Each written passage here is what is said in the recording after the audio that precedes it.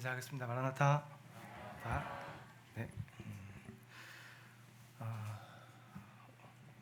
오늘이 입추라고 합니다. 맞죠? 네, 입추. 네. 제가 가을을 좋아하기 때문에 가을 추자 쓰고 있습니다. 가을이 다가왔지만 날씨는 지금 사상 최고치를 이렇게 막 경신하고 있죠. 1년 중 가장 뜨거운 시기를 지나고 있습니다. 작년에도 이렇게 더웠던가 하고 기억을 해보니까 작년 이맘때쯤에 지금 이스라엘에 가 있었습니다. 그때 보니까 46도 생애 처음으로 그런 온도를 경험해봤던 그때가 작년이었더라고요. 이맘때쯤. 근데 지금 그 동네는 지금 아주 무섭죠. 지금 막 이제 아주 막 전쟁이 터지기 일보 직전인데 시간이 참 빠릅니다. 벌써 1년이 되었고요. 이제 이 뜨거운 계절도 금방 지나갈 거고 2024년도 아마 우리의 또 추억으로 이렇게 넘어갈 것 같습니다. 오늘 말씀은 사랑의 능력. 그 밑에 보면 영어가 더 멋지죠. 제목이 Power of Love. 웃는 분들은 좀 아시는 것 같은데 이게 그 노래 이름입니다. 혹시 그 셀링 디온이라고 아세요? 이번에 그 올림픽 때도 이렇게 노래도 불렀던데 그 가수의 대표곡입니다. Power of Love. 사랑의 능력, 사랑의 힘, 뭐 그런 뜻이죠. 저희 이번 9월 달에 있는 캠프 주제가 혹시 뭔지 아세요? 주제가 하나님의 사랑입니다. 2024년 기능교회 목표가 처음 행위를 가지라인데 이 처음 행위가 하나님의 사랑을 기억하고 하나님의 사랑에 감사하고 감격하는 것. 그런 의미에서 이제 캠프 주제 말씀이 하나님의 사랑입니다. 그래서 오늘 이 시간에도 사랑의 힘에 대해서 좀 얘기를 나눠볼까 합니다. 그 전에 좀 재밌는 MBTI라고 요즘 이걸 모르면 대화가 안 됩니다. 대화가 안 되고 무슨 말인지 이해를 못해요. 이게 전 세계적인 현상인지는 모르겠는데 우리나라에서는 확실합니다.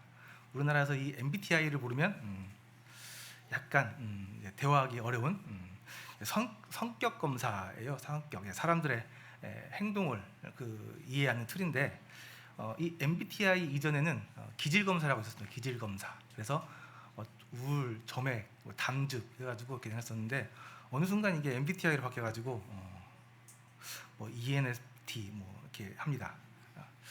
저는 이제 이거 그냥 넘어가려고 그랬어요. 넘어가려고 그랬는데 이게 오래 가네요. 그래서 이거 안 되겠구나, 알아야겠구나 해가지고 살펴봤습니다. 선생님도 한번 보시면 아마 젊은 사람들이랑 대화할 때 좀 유리할 수 있습니다. 성격을 4가지 부분에서 나눠요.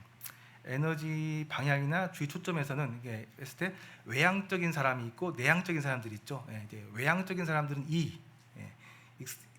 익스트로버전, 그래서 외향적인 사람들, 그다음에 내향적인 사람들, 인트로버전이죠. I라고 합니다. EI. 한번 생각해 보세요. 나는 E인가 I인가? 저는 I입니다. I. 외향적인 사람들은요, 막 방방 뛰고 그 활동적이고 그런 사람들 있잖아요. 그런 분들이고 내향적인 사람들이 조용하고 혼자 있는 거 좋아하고 그런 분들 이제 I. 두 번째 인식의 기능, 정보 수집을 하는 거에 있어서 감각적으로 하는 사람들이 있고요, 직관적으로 하는 사람들이 있습니다. 이 감각적이라는 것은 이제 경험이나 이런 뭐 정보 이런 거 의존하는 사람들이고, 직관적인 사람들, 육감, 느낌 이런 거 의존하는 사람들. 그래서 감각적인 사람을 S라고 하고 직관적인 사람을 N이라고 합니다. 저는 약간 N 쪽인 것 같아요. 이 정보 같은 걸 이렇게 하는 거를 귀찮아해서 직관적으로 이렇게 하는 경향이 있어서 N인 것 같고요. 그리고 이제 판단 기능에 있어서 판단하는 데 있어서 사고형이 있고 감정형이 있습니다. 이 이제 사고형을 T, 띵킹이라고 하고 이제 감정형을 필링이라서 이제 F라고 해요. 그래서 이제 이 T와 F가 좀 많이 차이가 좀 납니다.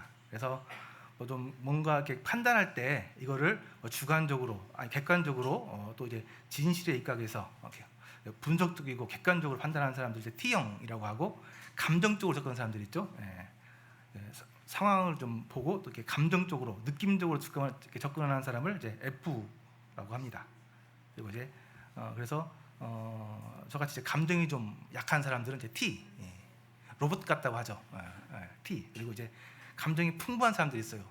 한 마디만 들어도 막 눈물이 글썽글썽하고 이렇게 하시는 분들 이렇게 F라고 합니다. 그리고 이제 이행 양식, 생활 양식에 따라서 판단형이 있고 인식형이 있습니다. 그래서 철저하게 사전 계획을 세우는 사람들을 이제 판단형이라고 하고 그냥 목적과 방향에 따라서 이렇게 상황에 따라서 이렇게 막 변하는 사람들 P형이라고 합니다. 그래서 이제 저는 계획 세우는 거 싫어해서 P형. 그래서 이렇게 해서 이제 이렇게 해서 ENTP. 그럼 이제 제 MBTI 성향인 거예요. 그래서 우리 성도님들도 한번 이렇게 내 MBTI 성향 정도는 이렇게 알고 계시면 누가 물어보면 이렇게 대답할 수 있습니다. 이게 재밌는 게요. 아주 양극단에 있는 사람들을 보면 재미있습니다. 이게 이제 우리 모의립 소그룹에도 있어요. 아주 극단에 치달려 있는 사람들이 이거 참 네. 약간 미안하긴 한데 네. 아주 T형인 사람이 있고 아주 F인 사람이 있어가지고 정말 별 꼴을 다 봤습니다. 몇 년 동안 소그룹을 운영하면서 서로 이해를 못해요. 서로 대화가 뭐 딴 세계 사람들인 것처럼. 근데 이게 그런 사람들이 한 소그룹에서 몇 년 동안 치고받고 이렇게 부딪히다 보니까 이제 신기하게 서로를 이렇게 이해하기 시작하고 존중해주고 하는 그 모습들이 있었습니다. 이게 우리 안에 있는 성령님의 힘이구나. 세상에서는 이런 사람들 서로 안 만나죠. 볼 일이 없습니다. 그런데 이제 모임 안에서는 이제 성도기 때문에 같이 부딪히고 또 같이 얘기하고 또 같이 일도 하다 보니까 서로 이제 이해하고 또 적응하고 또 배려해주고 하면서 이렇게 좀 이렇게 가까워지는 또 그런 모습을 봤습니다. 그래서 가장 많이 부딪히는 사람들이 이런 사람들이에요. 이렇게 T형, 그다음에 감정형. 그래서 이성적인 사람, 감정적인 사람이죠. 이렇게 얘기하면 좀 느낌이 잘 안 오실 수 있어서 이런 예시를 보면 좀 티가 확 납니다. 자, 이제 직장 동료가 나 오늘 아파 했는데 감정적인 사람들 괜찮아? 많이 아파? 이렇게 하는 사람들 F형. 이제 T형인 사람들은 이제 다르죠. 병원 가. 병원 가 그러면 끝나는 거죠. 그래서 T형인 거죠. 하나만 더 보면 선배님 저 요즘 힘들어 죽겠어요 하면 감정인 사람들은 많이 힘들지. 곧 좋은 날이 올 거야. 할 수 있어. 이렇게 막 용기를 북돋아주는데 사고형인 사람들 문제 해결에 집중합니다. 어떻게 하면 힘든 걸 해결할 수 있을지 한번 고민해 볼까? 이제 해결을 해야 되니까요. 이렇게 접근하는 거죠. 그래서 이 FT 이 보통 일반 사람들은 이게 다 섞여 있어요. 약간 F적인 기질도 있고 T도 있는데 양극단에 있는 사람들이 있는 거죠. 그래서 이런 사람들이 만나면은 재밌습니다. 비슷하게 교회에도 교회를 지탱하는 두 가지 원리가 있습니다. 하나는 사랑이고요, 하나는 진리가 되겠습니다. 약간 좀 비슷해요. 사랑은 F 쪽에 가까운 것 같고 진리는 좀 T 쪽에 가까운 것 같아요. 그래서 교회는 말씀이죠. 진리가 있어야 되잖아요. 진리 이거를 철저하게 잘 알고 잘 지켜야 되죠. 근데 이 교회가 이 사랑 없이 진리만 고집하게 되면 너무 딱딱하고 이거는 교회가 아닙니다. 사랑이 없으니 어떻게 교회라고 할 수 있겠어요? 그런데 또 이 진리가 없이 사랑만 있으면 어떻게 돼요? 교회가 무너집니다. 교회 이런 이단 사상들, 잘못된 상태에 들어오면 이걸 방어할 수가 없어요. 다 사랑을 받아들일 수 없잖아요. 그래서 교회는 이 사랑과 진리 이 두 기둥이 함께 세워져 있어야 합니다. 그래서 진리가 없는 사랑은 사랑이 아니고 사랑이 없는 진리는 진리가 아니다. 교회에서 통하는 말입니다. 자, 그래서 우리 기린록 교회는 사랑과 진리가 균형을 이루고 있을까요?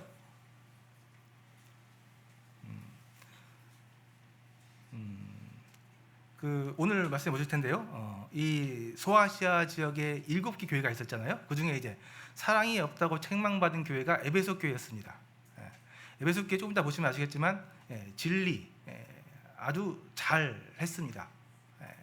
그런데요, 사랑이 없었다고 얘기하고 있어요.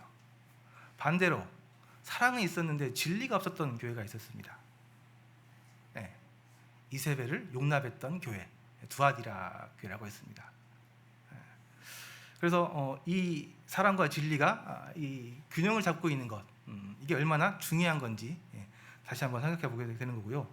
이 진리가 없는 사랑은 사랑이 아니고 사랑이 없는 진리도 진리가 아니다 라는 말이 중요한 얘기입니다. 근데 올해 우리 기린록 교회는 표가 처음 행위를 회복하는 겁니다. 근데 처음 행위는 예수님의 하나님의 사랑입니다. 그러니까 나름 교회가 사랑이 없다라고 좀 판단을 좀 이렇게 진단을 내린 것 같습니다. 그래서 오늘 이 에베소 교회 사랑 진리, 제가 이거 그린이라고 있었습니다. 이거 이 사랑이 무너진 에베소 교회의 모습을 통해서 처음 사랑을 버린 에베소 교회를 통해서 에베소 교회가 어떻게 사랑을 잃어버렸는지, 도대체 사랑을 잃어버린 교회의 모습은 어떠한지, 이 모습이 우리 기린록 교회하고 얼마나 매치가 되는지 좀 생각을 해보는 시간을 갖도록 하겠습니다. 근데 참 특이하게 이 사랑은 눈에 보이지 않습니다. 진리는 그래도 좀 눈에 보여요. 진리를 잘 지키고 있는지, 진리를 잘 따르고 있는지 눈에 보이는데, 이 사랑은 눈에 잘 안 보여요. 이 내면에 있는 거기 때문에 그렇습니다. 그래서 이 사랑이 없어지는 것은 잘 판단을 못하고 모를 때가 굉장히 많습니다. 그래서 에베소 교회가 이런 사랑이 없는 것에 대해서 인지를 하지 못하고, 하나님께서 이 사도 요한의 서신을 통해서 책망을 했지만 이것에 대해서 잘 지키지 못해서 결국 교회가 없어지는 그런 안타까운 일이 있었죠. 자, 아까 말씀드린 소아시아의 7개 교회입니다. 에서보두 사빌라에서 이렇게 7개 교회 외우면 좋습니다. 지금 터키, 튀르키예죠. 튀르키예 서부 지역에 있는 교회들이고요. 터키 지역에 작년에 다녀오신, 올해 초인가요? 다녀오신 분들 얘기 들어보니까 이곳이 그렇게 경치가 좋다고 꼭 한번 가봐야 한다고 하는데, 어쨌든 이곳에 있는 이 오늘날 교회를 대표하고 있는, 교회의 모습을 대표하고 있는 7교회, 그 중에 에베소 교회 좀 보도록 하겠습니다. 에베소 교회에 대해서는 뭐 이미 다녀오신 분들이 많이 얘기했으니까 알고 계실 거예요. 소아시아 지역에 있는 로마의 항구 도시로서 상업과 종교의 중심지였습니다. 거대한 극장과 목욕탕, 도서관, 아고라, 시장, 또 잘 포장된 도로가 있을 정도로 굉장히 상당히 큰 도시였습니다. 약 2만 5천 명 정도 수용 가능한 극장이 있었다고 그래요. 그 당시 때. 그러니까 굉장히 큰 도시죠.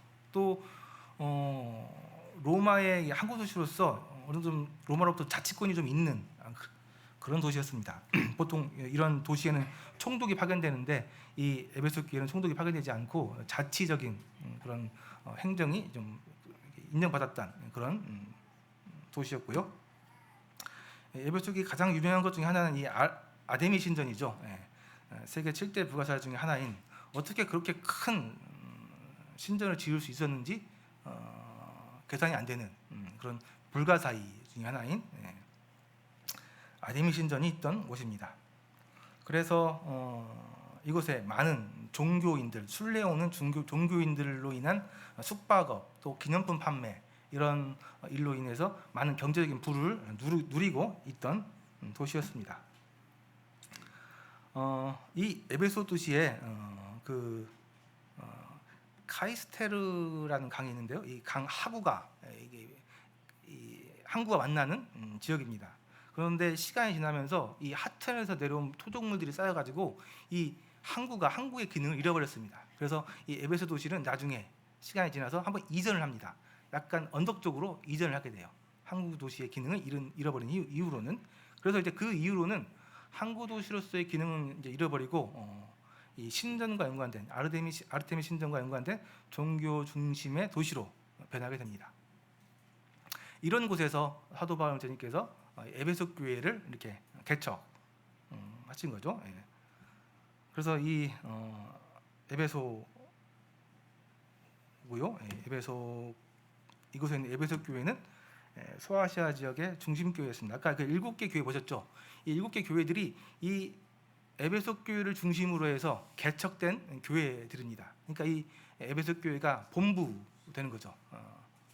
만약에 우리 기린룩교회를 통해서 여러 지역 교회가 개척된다고 한다면 이 기린룩교회가 본부가 되는 것처럼, 그래서 그 소아시아 지역의 중심 교회였습니다. 그러니까 굉장히 큰 교회죠. 아주 큰 교회 중에 하나였습니다. 개척은 사도 바울 형제님께서 2차 전도 여행 때 아굴라 부부와 함께 개척했습니다. 목숨을 내어줘도 아깝지 않을 사람들이라고 칭찬했던 이 브리스길라와 아굴라 부부와 함께 이 텐트 만드는 일을 하시면서 이 교회를 개척했고요. 그 이후에는 아볼라라고 하는 뛰어난 말씀 사역자, 이 사역자가 있어서 그 사역자 아볼로를 통해서 교회가 사역되었고요. 3차 전도 여행 때에는 바울이 이곳에서 약 3년간 머물면서 가르쳐서 많은 일꾼들을 지역 교회에 파송하는 이런 일들을 했습니다. 그래서 이때 유명해진 게 두란노 서원이죠. 그리고 그 이후에는 바울의 수제자였던 이 디모데가 사역을 했던 지역입니다. 그리고 그 이후에는 마지막 사도였던 사도 요한이 예수님의 어머니였던 마리아를 모시면서 사역했던 그런 굉장히 큰 도시면서도 정말 기라성 같은 그런 큰 사도들을 모시고 사역을 했던 굉장히 대단한 교회였습니다. 이 에베소 교회에서 칭찬이 있었죠. 칭찬. 내가 내 행위와 수고와 인내를 알고 또 악한 자들 용납하지 아니한 것과 자칭 사도라 하되 아닌 자들을 시험하여 그의 거짓된 것을 내가 드러낸 것과 또 내가 참고 내 이름을 위하여 견디고 게으르지 아니한 것을 아노라. 그래서 이 에베소 교회에 대한 칭찬이 있었습니다. 첫 번째는 많은 사역을 감당했다는 겁니다. 주님을 위한 부지런한 행위, 수고, 인내가 있었던 교회라는 겁니다. 우리 교회랑 좀 비슷한가요?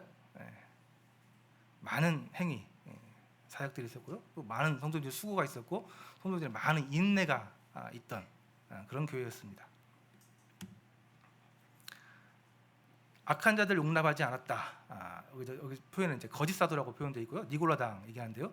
아주 진리에 바로 선 교회였습니다. 아까 말씀드린 것처럼 기라성 같은 이런 대단하신 분들이 사역을 하던 교회였기 때문에 이 말씀에 있어서 이 진리적인 부분에 있어서는 굉장히 탄탄하게 서 있던 것으로 보이고요. 그러다 보니까 굉장한 많은 사역들 이런 일들도 했던 것 같습니다. 생각해 보십시오. 그 거대한 아데미 신전, 또 이 에베소 교회가 교통의 요지이기 때문에 수많은 사람들이 왔다 갔다 하면서 이방 문화들이 이렇게 정말 많았던 그런 동네였습니다. 이런 동네에서 교회를 세우고 그 교회를 지켜나간다는 것이 쉬운 일이 아니었습니다. 오늘날도 마찬가지죠. 오늘날도 정말 수많은 이단들이 우리 현대 우리 하나님의 교회들을 위협하고 있습니다. 잘못된 이단 사상을 가지고 교회들을 위협합니다. 오늘날 우리가 직면하고 있는 이런 이단 사상들 뭐가 생각나세요? 저는 개인적으로 이 포스트 모더니즘, 진리가 없다, 다 옳다, 너도 옳고 나도 옳고, 이 포스트 모더니즘, 그다음에 종교 통합, 다 같은 하나의 종교다. 또 하나 요즘에 이제 유신진화론, 창조를 부정하는 유신진화론. 요즘 이런 많은 이단들이 있고요. 그 당시 에베소 교회를 위협하는 많은 이단들이 있었는데 그 중에 대표적인 이단은 두 가지가 있습니다. 영지주의하고 율법주의가 있습니다. 영지주의는 육은 부정하기 때문에 중요하지 않고 영만 중요하다. 그러면서 예수 그리스도의 육신으로 온 인성을 부인하는 영지주의. 있었고요. 율법주의, 오직 믿음으로만 구원을 받아야 되는데 행위를 더하려고 하는, 율법을 더하려고 하는 율법주의, 이러한 대표적인 이단 여당들이 교회를 뭐그 소아시아 지역의 여러 교회들을 위협하는 그러한 이단 사상들이었습니다. 그런데 이러한 큰 위협 가운데서 이 거짓 사도들을 골라내고 니골라당을 쫓아냈다는 것은 아주 진리에 바로 선 교회였다는 겁니다. 많은 그 기라성 같은 사역자들의 그러한 가르침이었을 것 같습니다. 우리 기린룩 교회는 어떨까요? 우리 기린룩 교회는 진리에 바로 선 교회일까요? 제가 생각하기에 나름 우리 기린룩 교회는 가르침의 은사가 있는, 교사의 은사가 있는 분들이 계십니다. 그래서 비교적 비슷하다고 한다면은 약간은 이 말씀에는 바로 서 있는 교회처럼 보입니다. 그래서 이 에베소 교회는 아까 말씀드린 것처럼 중심 교회였고 가장 큰 교회였으면서도 사람들은 말할 것도 없고요, 하나님으로부터 인정받는, 칭찬받는 교회였습니다. 근데 문제는 이거죠. 책망이 있었다는 겁니다. 그러나 너를 책망할 것이 있나니 너의 처음 사랑을 버렸느니라. 도대체 이 사랑이 얼마나 중요한 것이기에 이 주님을 향한 사랑이 없는 행위와 수고와 인내가 다 무용지물이 됐을까 생각을 해보게 됩니다. 이 에베소 교회의 그 수많은 사역들, 그 수고와 인내와 행위들, 프로그램들을 다 무색하게 만드는 이 책망, 사랑이 없다는 책망, 결국 교회를 이렇게 옮겨버리는, 교회를 사라지게 만든 이 무서운 책망, 사랑이 없다는 책망이었습니다. 이 사랑이 왜 이렇게 중요한 걸까요? 이렇게 훌륭한 교회가, 이렇게 많은 일을 하고 있는 진리의 바로 선 교회가 사라져버릴 정도로 이 사랑이 없는 모습, 도대체 에베소 교회는 어떤 모습이었을까? 이 모습을 좀 보여줄 수 있는 사건이 하나 있습니다. 그래서 그 사건을 좀 보려고 하는데요. 바리새인과 죄지은 여자의 사건입니다. 예수님께서 갈릴리 지역 가버나움에서 사역하실 때 있었던 일입니다. 잘 아시죠? 예수님께서 가버나움에 있을 때 한 바리새인이 예수님을 초청하셨습니다. 집에 초청한 거죠. 초청을 했는데 이 초청한 자리에 한 죄 지은 여자가 예수님께 나아갔습니다. 바리새인의 집에 앉아 계심을 알고 향유 담은 옥합을 가지고 와서 예수의 뒤로 그 발 곁에 서서 울며 눈물로 그 발을 적시고 자기 머리털로 닦고 그 발 위에 입 맞추고 향유를 부으니. 잘 알고 있는 이야기입니다. 이 이야기의 사건을 좀 살펴보면요, 이 바리새인은 랍비였죠. 예수님을 집안에 초대했습니다. 보통 귀인을 집안에 초대하게 되면 이 이스라엘 문화권에서는 발을 씻을 물을 줘야 됩니다. 근데 물을 주지 않았어요. 또 귀인이 오게 되면 입 맞추는 게 예의예요. 입 맞추지도 않았습니다. 그런데 이렇게 무시받고 있는 예수님을 이 바리새인의 집에 같이 찾아온 이 죄 지은 여자가 보고 그 예수님에 대한 그 거룩한 분노라고 하죠. 참을 수 없는 그러한 마음 때문에 예수님 앞에서 눈물로 발을 씻기고 향유를 부어서 예수님께 예의를 갖췄습니다. 근데 이거는 굉장히 그 당시 문화권에서 보면은 있을 수 없는 이야기입니다. 죄 지은 여자가 이 바리새인의 집에 온다는 건 있을 수도 없는 일이고, 또 이 여자가 외간 남자의 발을 닦는다? 이건 있을 수 없는 일입니다. 그런데 이 여자가 이런 일을 한 거죠. 왜 그렇게 했을까요?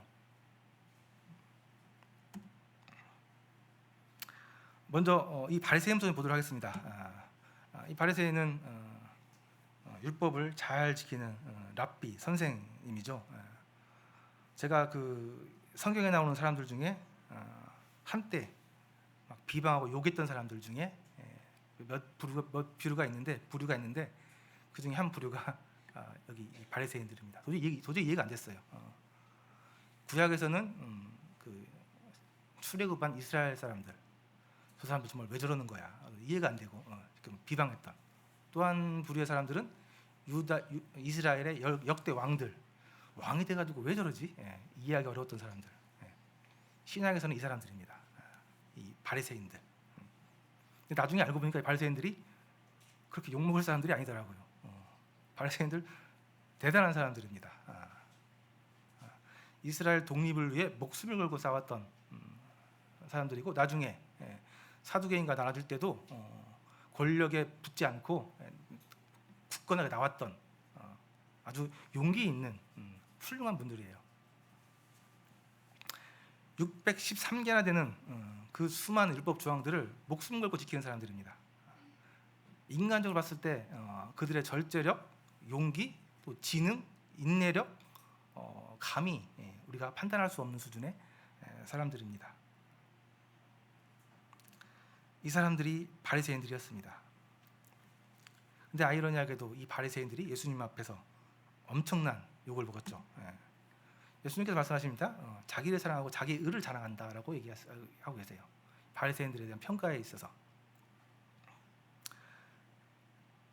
하나님을 사랑하는 것이 아니고 자기를 사랑하고 자기 의를 자랑한다. 바리새인들에 대한 예수님의 평가입니다. 그리고 율법을 지키지 못한 사람들을 판단하고 정죄한다. 율법을 지키지 못하는 사람들, 그 사람들에게 그 사람들 어깨에 더 무거운 짐을 지운다라고 예수님께서 평가하십니다. 위선자라고 얘기하십니다. 자기 의를 쌓아서 자랑하는 사람들, 독사의 자식들이라고까지 예수님께서 얘기하십니다. 겉으로 보기에는 완벽한 사람들입니다. 모든 것을 완벽하게 해내고 또 모든 것을 다 알고 있고, 그런데 그들의 중심, 하나님께서는 중심을 보신다고 하셨죠. 그 중심에는 이러한 마음이 있었다는 겁니다. 자기를 사랑하고 외식하고 자기를 자랑하려고 하는, 또 자기의 기준에 따라가지 못하는 사람들을 비방하고 비난하는, 판단하는 이런 사람들이 바리새인이었다고 합니다. 이 사람들의 모든 행위의 기초의 원인은 자기 사랑입니다. 자기 사랑, 자기 의를 드러내는 것, 또 자기가 인정받는 것. 그래서 자기가 인정받지 못할 때는 화를 내고 다투기도 하고.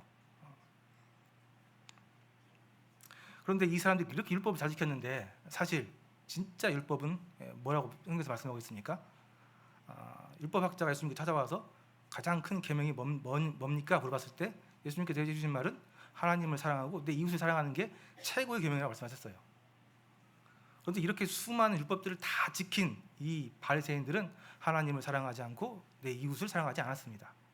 가장 중요한 계명을 지키지 않고 있었습니다. 그들에게 있었던 그 뛰어난 능력, 그런 배경들이 다 하나님께로부터 난 건 줄 모르고 이런 사람들을, 이런 게 없는 사람들을 경멸하고 정죄하고 이렇게 했습니다.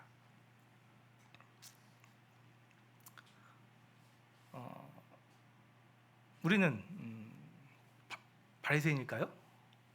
저는 옛날에 제가 바리새인들 욕할 때 전 생각하지 못했습니다. 내가 무슨 바리새인이야? 내가 뭘 한 게 있다고. 그 출애굽한 이스라엘 사람들 한참 미워할 때 내가 저런 모습인가? 저 생각도 못했어요. 내가 어떻게 저럴 수가 있어? 그 높은 자리에서 그렇게 나쁜 짓을 했던 이스라엘의 왕들, 저하고 전혀 대비가 되지 않았습니다. 그런데요, 살아보면서 내가 누군지, 내가 어떻게 살고 있는지, 내가 무슨 일을 하고 있는지 하나하나 실상을 보게 되면서 정말 놀랐습니다. 거의 똑같은데? 내가 바리새인하고 다른 게 뭐야? 내가 이런 그 한심해 보이는 그 이스라엘 백성들, 그 높은 자리에서 그런 나쁜 짓을 하는 이스라엘 왕들, 도대체 뭐가 다르지?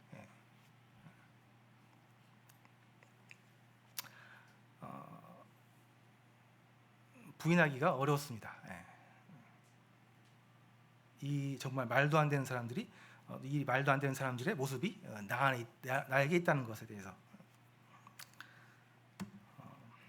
이들에게는 이러한 말씀이 주어졌습니다. 그날에 많은 사람이 나더 이르되 주여 주여 우리가 주의 이름으로 선지자 노릇하며 주의 이름으로 귀신 쫓아내며 내가 주의 이름으로 많은 권능을 행하지 아니하였나이까 하리니 그때 내가 그들에게 밝히 말하되 내가 너희를 도무지 알지 못하니 불법을 행하는 자들아 내게서 떠나가라 하리라. 정말 그렇게 많은 일, 많은 수고, 많은 인내, 많은 행위, 많은 사역 이들을 했는데요, 그 안에 사랑이 없이 나를 드러내기 위해서, 내 의를 드러내기 위해서, 나를 자랑하기 위해서 하나님의 그 사랑 없이 했던 이런 모든 일들에 대해서 불법을 행하는 자들이라고 예수님께서 말씀하셨고요, 내가 너희를 도무지 알지 못한다, 떠나가라 라고 말씀했다는 겁니다. 이게 그렇게 수많은 일들, 위대한 일들, 큰 일을 했지만 사랑이 없이, 하나님의 사랑 없이 했던 사람들에 대한 예수님의 평가입니다. 죄 지은 여자 볼까요? 예수님께서 이 바리새인 시몬의 집에 오시기 전에 언제 이 죄인을 만났는지는, 이 죄인 여자를 만나셨는지는 모르겠습니다. 어디서 아마 만나셨겠죠? 만나셔서 아마 이 죄인에게, 이 여자에게 아마 복음을 이렇게 알게 해주시고 아마 이렇게 깨우쳐 주신 것 같습니다. 그래서 이 죄 많은 여자가 자신을 용서해주고 사랑해주신 예수님의 사랑을 알았어요. 예수님의 그 은혜를 알았습니다. 그래서 죄인이잖아요. 누구도 쳐다보지 않는 죄인, 그런 죄인에게 와가지고 나를 사랑해주고 구원의 놀라운 은혜의 선물을 주신 예수님의 이 은혜와 사랑이 너무나 감사해서 그 갈 수 없는 바리새인의 집까지 예수님 만나기 위해서 갔습니다. 아까 말씀드렸죠? 그 당시 문화에서는 있을 수 없는 일이었습니다. 그러나 이 부끄러움을 다 이기고 주님에 대한 사랑이 이 여자를 그 바리새인의 집으로 이끌었습니다.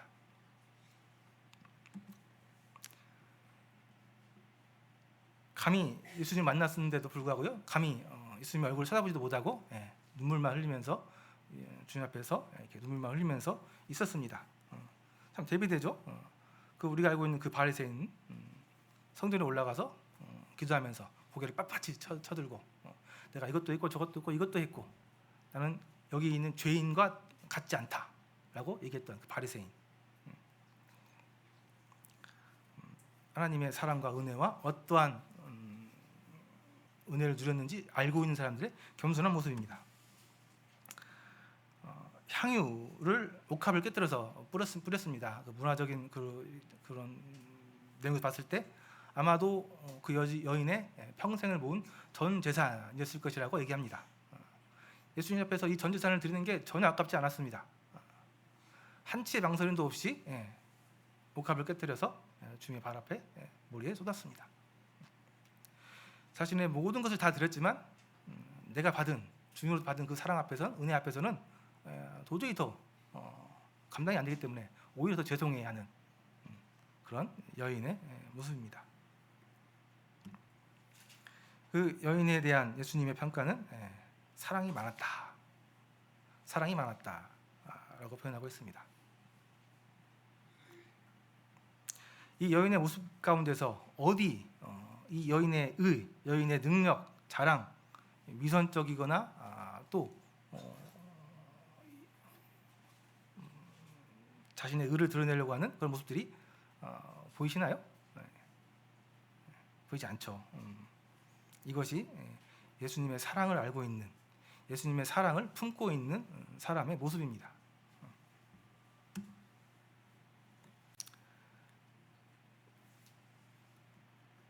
두 가지 행동 원리가 있습니다. 그리스도인들의 두 가지 행동 원리, 율법과 은혜입니다. 사람은 이 두 가지 원리에 의해서 행동을 하게 됩니다. 율법과 은혜가 있는데요, 율법은 우리에게 의무를 부여합니다. 의무를 부여해요.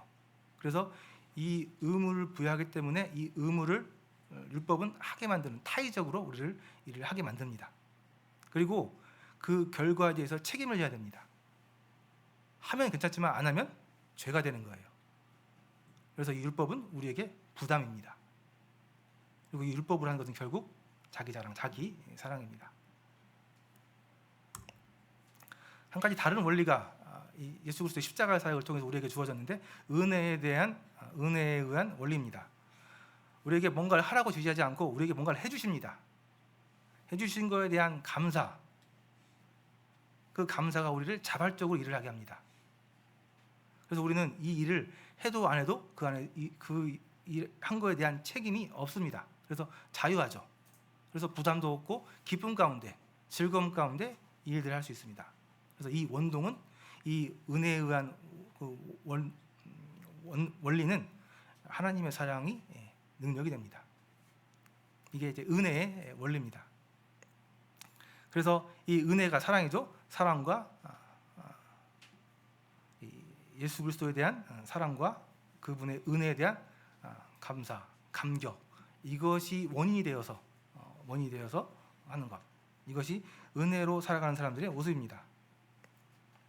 이런 것 없이, 사랑 없이, 예수님에 대한 사랑 없이 율법적인 어느 순간 우리의 모든 하는 일들이 형식적이 되고 또 의무적이 되고 또 누구 눈치 봐서 체면 때문에 하는 일들을 하게 되면 이미 그 안에는 예수 그리스도의 사랑이 없는 것이고, 우리는 우리의 노력으로 시계인에게 다가가려고 하는 종교 생활을 하고 있는 것이 모습이 되겠습니다. 그래서 이렇게 하는 것은 하나님 앞에서 아무런 의미가 없는 신앙생활이 아닌 종교생활이 되는 겁니다. 그래서 이 에베소 교회는 사랑이 없다라는 평가를 받게 되었습니다. 그 대단한 교회가 그 대단한 일을 하면서 어느 순간 매너리즘에 빠진 겁니다. 어느 순간 하나님의 그러한 사랑과 은혜 다 잊어버리고 없어도 일할 수 있게 됐습니다. 해오던 일들이 있기 때문에 없어도 할 수 있어요. 그만한 능력들이 됩니다. 그래서 겉으로 보기에는 완벽해요. 똑같이 해냅니다. 그 수많은 일이 다 감당해내는 거죠. 근데 어느 순간 보니까 그 마음 가운데, 그 중심 가운데 하나님의 사랑이 없습니다. 그 모습이 아마도 에베소 교회의 모습이었던 것 같습니다. 아까 두아디라 교회 말씀드렸죠. 잠깐 좀 보시면 두아디라 교회, 사랑은 있었지만 진리가 없었던,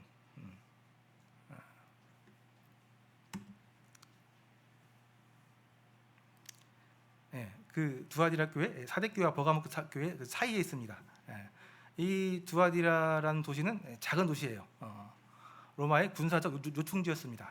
이곳에서는 염색 지투 산업으로 인해서 부가 축적이 되었습니다. 그러니까 패션업 쪽이죠. 이런 염색. 그래서 그 잘 아시죠? 그 빌립보 교회의 루디아가 여기 아마도 이 두아디라 출신일 것이라고 예측합니다. 이 사람들은 이 염색 산업으로 부를 축적했기 때문에 이곳에는 상업 연합체라는 게 있었습니다. 길드라고 하는데요. 이 길드를 통한 경제 활동이 중심을 이뤘습니다. 그러니까 이 길드에 들어가지 않으면 일을 할 수가 없었습니다. 먹고 살 수가 없었던 거예요. 그러니까 모든 사람들은 다 이 길드에서 소속해서 살아갔어야 됐습니다. 그런데 이 길드가요, 이방신을 섬기고 아주 타락한 문화를 갖고 있는 길드입니다. 그러니까 아마 그 당시 때 두아디라 교회 이 성도님들은 여기에 참여하지 못했을 거예요. 그러면 얼마나 어렵게, 경제적으로 얼마나 어렵게 살아갔을지 짐작할 수 있습니다. 이 두아디라 지역에 교회가 있었던 거죠. 정말 어렵게 살았던 교회였을 것 같습니다. 경제적으로요. 그런데 이 교회가 사랑이 있었다고 나와 있어요. 사랑이. 믿음도 있었고 섬김도 있었고 인내가 있었다고 나와 있습니다. 그러니까 에베소 교회가 다 이렇게 사랑이 있었던 교회예요. 근데 이 교회가요, 이세벨을 용납했습니다. 이세벨은 구약에 나와 있는 여왕이죠. 아합의 왕비였던 이방 나라의 여자였는데 이스라엘로 시집 오면서 그 이방에 있던 수많은 우상들을 다 가지고 왔습니다. 그래서 신전을 만들고 백성들의 그 신을 섬기게 한, 바알과 아세라를 섬기게 했던 아주 악한 여왕이었죠. 근데 이 이세벨이 두아디라 교회에 들어온 거예요. 아마 속이고 들어왔겠죠. 아마 속이고 들어왔을 거예요. 그런데 이 두아디라 교회에서는 사랑이 넘치는 교회였기 때문에 아마도 사랑으로 다 이렇게 보듬었던 것 같습니다. 이세벨은 아마 분명히 이 길드에 속해서 돈이 있었을 것이고 아마 권력도 있었을 것이고 아마 외모도 뛰어났을 거라고 얘기합니다. 그래서 오늘날 교회에 돈 좀 있고 권력 좀 있고 또 외모가 좀 훌륭한 사람들, 이런 사람들 영향력을 미치게 되면 교회가 어렵게 되는 거죠. 그런데 아마 이 두아디라 교회는 이 이세벨을 용납했던 것 같습니다. 그래서 아마 이 이세벨이 교회에 숨어 들어와서 자신의 영향력을 발휘했겠죠. 그거 좀 어때? 좀 해가지고 길드에 집어넣고 이게 조금씩 아마 교회를 어지럽혔을 것 같습니다. 두아디라 교회, 그렇습니다. 그래서 이 교회의 양축이었던 사랑과 진리, 이게 같이 세워지지 않은 교회, 반대편의 교회의 모습이 이 두아디라 교회였습니다. 자, 이제 다시 돌아와서요. 이제 정리하겠습니다. 그래서 오늘 우리는 내가 사랑이 있는 사람인지, 사랑이 있는 교회인지 잘 생각해 보셔야 됩니다. 너무 끔찍하지만 우리의 모습이 아까 그 바리새인 모습과 거의 같을 수 있습니다. 전혀 생각할 수 없었죠. 어떻게 이 바리새인들이 나하고 똑같단 말이야. 그런데 그 안에 하나님의 사랑이 없다고 한다면 똑같습니다.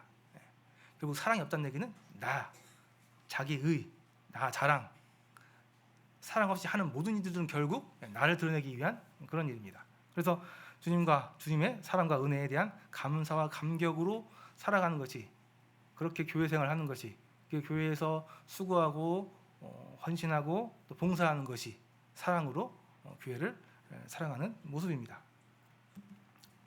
그래서 우리는 생각해 보셔야 됩니다. 매일 일상의 삶 속에서 주님의 은혜를 기억하고 감사하며 살고 있는지, 매일매일 우리 삶 자체가 은혜로 살아가야 되는 삶이기 때문에 그렇습니다. 매일매일 내 삶 속에 나를 구원해 주신 예수님에 대한 사랑과 그분에 대한 감사, 또 거기서 나오는 감격함이 있는지 매일매일 살펴보셔야 된다는 얘기입니다. 매주 만찬 예배 시간에는 말할 것도 없죠. 처음에 있었던 우리 그 처음 사랑, 이 예수님에 대한 그 은혜에 대한 그 기억, 또 감사가 드려지고 있는지 살펴보셔야 됩니다. 그래서 만찬 예배 시간이 중요한 이유가 여기에 있습니다. 일주일의 삶을 하나님 앞에 드릴 수 있는 시간이기 때문에 그렇습니다. 우리는 만찬 예배 시간에 나올 때마다 그냥 몸만 나오는 것이 아니라, 우리 외면 모습만 나오는 게 아니라 내 마음 가운데 예수 그리스도의 사랑과 은혜에 대한 감사, 이 사랑을 가지고 예배 시간에 나와야 하겠습니다. 수시로 살펴봐야 되죠. 우리가 하고 있는 모든 일들이 예수님의 사랑 없이 그냥 의무적으로, 그냥 형식적으로, 또 때로는 남의 눈치 봐서 좀 타의적으로 해오던 거니까 그냥 또 하는 것처럼 하는 이런 형식적인 모습들이 있는지, 이게 나중에 굳어지게 되면 정말 우리 마음 가운데 사랑이 사라지는 그런 위험한 일이 생기게 됩니다. 무슨 일을 하든 어떤 일을 하든 내가 지금 무엇으로 일을 하고 있는지, 무엇으로 행동하고 있는지 스스로 살펴봐야 될 것 같습니다. 일할 때도 그렇지만 성도들을 대할 때도 마찬가지입니다. 성도들을 대할 때도 주님의 사랑에 기반한 그러한 마음으로 성도들을 대하고 있는지, 살다 보면 권면을 해야 될 때도 있고 마음에 안 드는 성도들이 보일 때가 많이 있죠. 그럴 때 우리가 무엇으로 대하고 있는지, 그들을 대하고 있는지,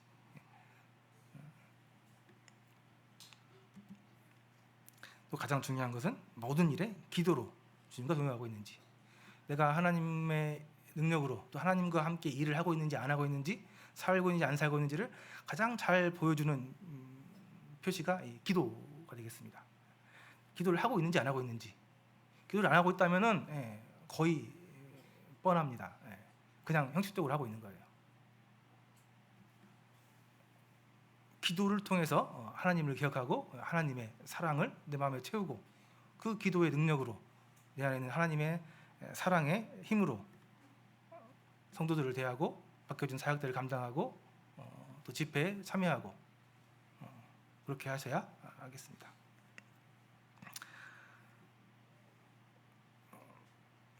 사랑이 있는 사람과 사랑이 없는 사람은 겉으로는 잘 표시가 안 납니다. 그러나 오랜 시간을 지켜보면 티가 나요. 사랑에 빠진 사람은, 사랑이 있는 사람은 지치지 않습니다. 어떠한 일이 있어도 실망하지 않고, 또 힘든 일이 있어도 불평하지 않고, 또 쉽게 포기하지 않습니다. 그러나 이런 사랑 없이 하는 사람들은 오래 하면 지치고, 힘들면 짜증내고 불평하고, 또 때로는 그냥 포기하고 낭망하기도 하고 그렇게 됩니다. 그래서 성경에서는 그리스도인이 하는 모든 행동의 동기는 주님의 사랑, 하나님에 대한 사랑, 또 성도들에 대한 사랑, 이 사랑이 그 기본이 근본이 되는 근본이 되어서 기반이 되어서 해야 된다라고 말씀하고 있습니다.